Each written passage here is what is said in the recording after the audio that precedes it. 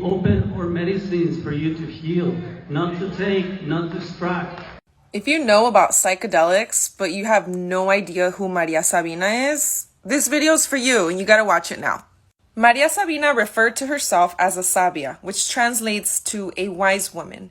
In Mexico, she's known as a curandera, in the United States as a shaman. But she herself said, I am not a curandera, I am a wise woman, I am a sabia.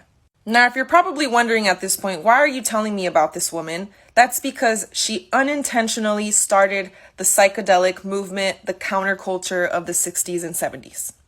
She was a healer from Huautla de Jimenez from the Sierra de Oaxaca. She came from a tradition of healing using mushrooms, but she called them Niños Santos, also known as holy children. She worked as a street vendor and she also worked in the fields until she became popular in her community for her healing abilities. Remember how I said she unintentionally started the counterculture of the 60s and 70s? Yeah, it was thanks to this guy, R. Gordon Wasson.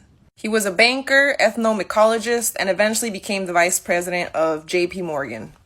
Yup, Chase. With the help of a municipal trustee of Huautla, they pressured their way into Maria Sabina's home. Maria Sabina was apprehensive to let Wasson in, but Wasson lied and said that he had been looking for his son and he wanted to find out his whereabouts. It was 1955 and Maria Sabina warned Wasson not to publicize any of the pictures that he had taken from the velada. But of course, he didn't listen. He did the very colonizer thing of taking something without permission and then putting it on a Life magazine. For privacy purposes, he named her Eva Mendez in the magazine, but everybody saw the pictures and soon you had all these hippies, all these unwanted travelers looking for God through these so-called magic mushrooms. The community blamed Maria Sabina for the arrival of all these unwanted hippies and said that it was bad luck and she ruined the community.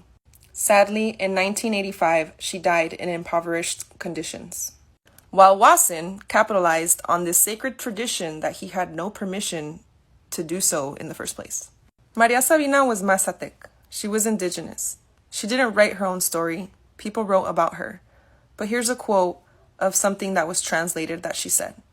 From the moment the foreigners arrived to search for God, the saint children lost their purity.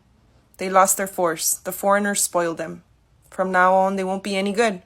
There's no remedy for it. Now, if you're wondering, how is this relevant today? This still happens today. So if you're going to call indigenous people gatekeepers, they have every right to do so.